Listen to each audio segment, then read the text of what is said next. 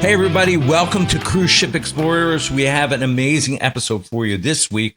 We actually have a celebrity entertainer. He is one of the members of a tribute band called Doobie Others, and they do a tribute to the Doobie Brothers. They're amazing. And Rachel, what ship were they on? The Celebrity Summit, and this is a Millennium class ship. Yeah, so they've been selected to go out again in 2025. So we're super excited to get some talking going with them. What do you say, Rachel? But before we do, let's tell everybody, if they like the content here, to subscribe and like to our channel. We really appreciate it. We're going to be releasing a new episode each week. We're super excited about this series. And why don't we get into the interview, Rachel? Sounds great. Let's go. You have been playing for quite some time. Am I correct in that, or did you just start today? Yeah, I'm a quick learner. About 8 o'clock in the morning, I picked up the guitar. I started playing when I was, 12, 13. So do the math. I've been playing for a long time. In fact, I always think, geez, I should be a hell of a lot better for the length of time I've been playing.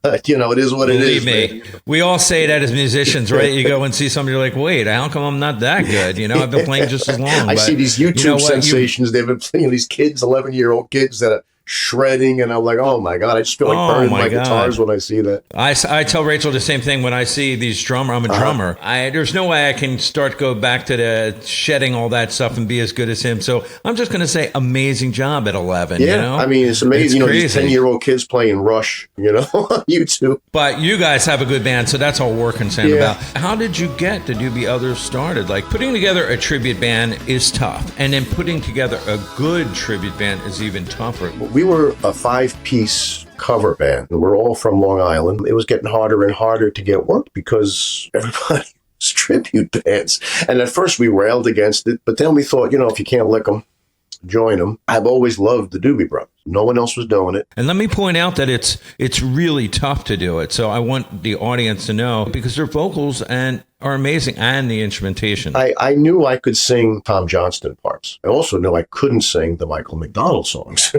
I don't have right. I mean, we auditioned a few singers, and it really wasn't happening. Guys would either try to, you have to. They would try to make his, imitate his voice, but I'm looking for an impressionist here. And Joe came down, and from the first minute, we were like, okay, he's the now guy. We got a band. Yep. So I would imagine when he comes down, you're like, all right, you got to sing What a Fool Believes. All right, you got to sing Minute by Minute. Let's go. He nailed it. He nailed Fool Believes, which is certainly a litmus test, I guess. Went into a studio. We did some video demos, which are still on YouTube. I look at them now and I think, good gosh, we're so much better now. Because, we've been playing. Right. How it is when you're when you're out there, especially when you're on the road, you get a lot tighter.